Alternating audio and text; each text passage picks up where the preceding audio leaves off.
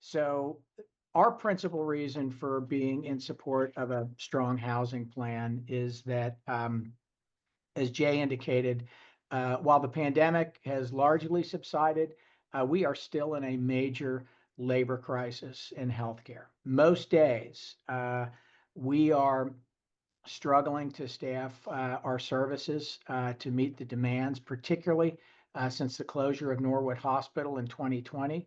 And while housing will not be the sole solution to that, honestly, for BID Needham, and I think most healthcare providers, anything that we can do to support um, robust plans that meet the needs of the changing workforce would be a great help to our mission and our ability to serve the hospital. So thanks everybody, and appreciate it.